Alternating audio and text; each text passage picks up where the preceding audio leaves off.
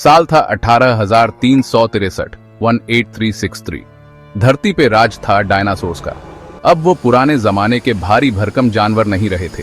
लाखों सालों में वो इवॉल्व हो गए थे। उन्होंने शहर बनाए, टेक्नोलॉजी डेवलप की और तारों को देखने लगे। वो जानना चाहते थे कि क्या वो अकेले हैं। आग और धुएं से नहाए एक लॉन्च पैड से एक स्पेसक्राफ्ट गरजा। ये था डिनोर 1, धरती का पहला इंटरस्टेलर प्रोब। इसका मिशन अपनी दुनिया के बाहर जिंदगी ढूंढना। डायनासोर्स खुश हुए। उनकी उम्मीदें स्पेसक्राफ्ट के साथ उड़ान भरने लगी। उन्होंने विशाल कॉस्मिक ओशन में अपना पहला कदम रखा था। उन्हें क्या पता था, उनका ये कदम किसी ने नोटिस कर लिया है। अंतरिक्ष के विशाल एम्प्टीनेस में कुछ हलचल हुई थी। एक साइलेंट प्रेडेटर उनके एम्बिशन के बीकन से आकर्षित होकर। डायनोर 1 अकेला नहीं था, उसे देखा जा रहा था। लाइट ईयर्स दूर एक शैडो ने वॉइड को पार किया। ये एक ऐसे वेसल का था जैसा डायनोर 1 ने कभी इमेजिन भी नहीं किया होगा। स्लीक, नामुमकिन रूप से स्मूथ, ये एक ईरी साइलेंस के साथ चलता था। डायनासोर्स की समझ से परे टेक्नोलॉजी से पावर्ड। ये थे ज़ाइलार, एक एंशिएंट और एडवांस्ड स्पीसीज। वो गैलेक्सी में घूमते थे, नॉलेज और रिसोर्सेज की तलाश में। उनके लॉन्ग रेंज स्कैनर्स ने डायनोर 1 को डिटेक्ट कर लिया था। ये एक प्रिमिटिव क्राफ्ट था, लेकिन इसका सिग्नल क्लियर था। ये एक ऐसे वर्ल्ड से आया था जो लाइफ से भरा था, एक वर्ल्ड जो लेने के लिए तैयार था। ज़ाइलर, हमेशा क्यूरियस, ने इन्वेस्टिगेट करने का फैसला किया। उन्होंने अपना कोर्स बदल दिया, सिग्नल के सोर्स की तरफ आकर्षित हुए जैसे पतंगे आग की तरफ। ज़ाइलर वेसल के अंदर एक्साइटमेंट क्रैकल कर रही थी। एक नया वर्ल्ड, एक नई स्पीशीज स्टडी करने के लिए, या शायद एक नया वर्ल्ड कॉन्कर करने के लिए। ज़ाइलर अपनी मर्सी के लिए नहीं जाने जाते थे। वो एक कोल्ड, कैलकुलेटिंग लॉजिक से ड्रिवन थे, और उनका लॉजिक ये कहता था कि डायनासोर्स उनके रास्ते में हैं। ज़ाइलर ने डिनोर 1 को आसानी से इंटरसेप्ट कर लिया। डायनासोर्स के क्राफ्ट के पास कोई चांस नहीं था। ये एक छोटे से कीड़े की तरह था जो मकड़ी के जाल में फंस गया हो। ज़ाइलर ने डायनोर 1 को केयरफुली एग्जामिन किया। उनके कोल्ड, एनालिटिकल दिमाग तेजी से काम कर रहे थे। वो उन बीइंग्स को समझना चाहते थे जिन्होंने इस प्रिमिटिव प्रोब को लॉन्च किया था।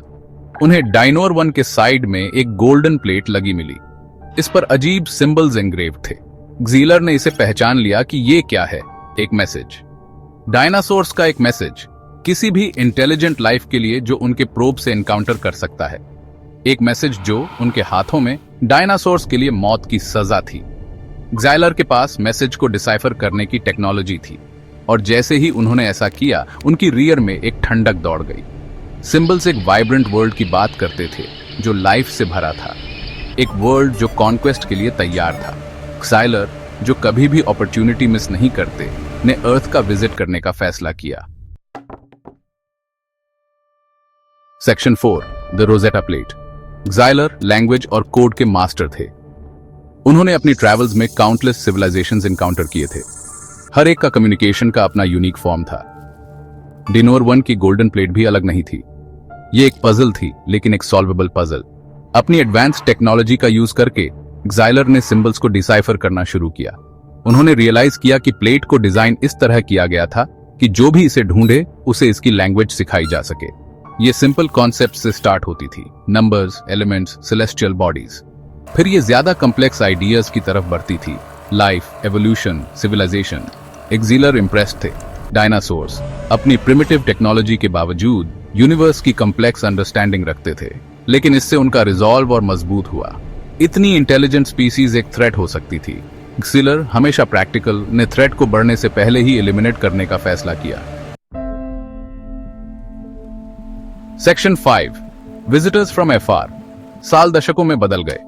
अर्थ पर डायनासोर्स ने डायनोर 1 से वापस सुनने की उम्मीद छोड़ दी थी। वो इवॉल्व होते रहे। उनकी सिविलाइजेशन नई ऊंचाइयों तक पहुंच गई।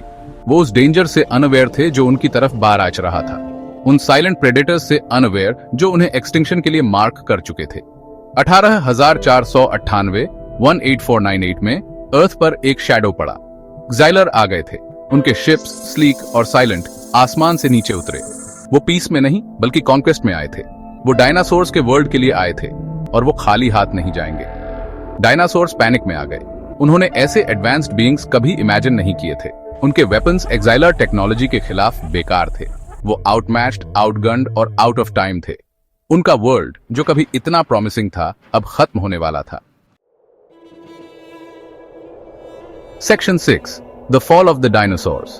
क्साइलर इन्वेजन स्विफ्ट और ब्रूटल था। उनके एडवांस्ड वेपन्स डायनासोर्स के डिफेंसेस को मक्खन की तरह काटते चले गए। सिटीज क्रम्बल हो गए, फॉरेस्ट्स जल गए और कभी प्राउड डायनासोर सिविलाइजेशन रबल में बदल गई। क्साइलर, कोल्ड और एफिशिएंट, ने कोई मर्सी नहीं दिखाई। वो इस वर्ल्ड को अपने लिए क्लेम करने के मिशन पर थे। डायनासोर्स ने ब्रेवली फाइट किया, लेकिन ये एक लूजिंग बैटल थी। उनके वेपन्स क्साइलर के कंपेयर्ड में प्रिमिटिव थे। उनकी टेक्नोलॉजी सदियों पीछे थी। आखिर में वो बस ओवरवेल्म्ड हो गए। क्साइलर अपनी सुपीरियर टेक्नोलॉजी और रूथलेसनेस के साथ जीत गए। धरती डायनासोर्स के ब्लड से लाल हो गई। उनकी सिविलाइजेशन, उनके ड्रीम्स, उनका एग्जिस्टेंस पलक झपकते ही खत्म हो गया। क्साइलर ने अपना गोल अचीव कर लिया था। अर्थ उनकी थी, लेकिन उनकी विक्ट्री एक झूठ पर बनी थी, एक झूठ जो सदियों तक चलाया जाएगा। Section 7, a new history.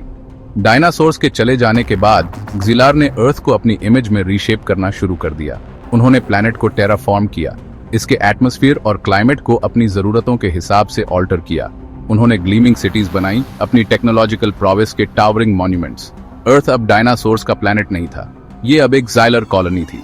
अपने क्राइम को कवर करने के लिए क्साइलर ने एक झूठ के सीड्स बोए। उन्होंने एक कैटाक्लिज्मिक इवेंट की कहानी फैलाई, एक जायंट एस्टेरॉयड की जो अर्थ से टकराया था, जिससे डायनासोर्स खत्म हो गए। एक कन्वीनियंट एक्सप्लेनेशन जो एक्सटिंक्शन में उनके खुद के हाथ को छुपाता था। और इस तरह डायनासोर्स के डिमाइज का ट्रूथ दब गया, टाइम के साथ लॉस्ट हो गया।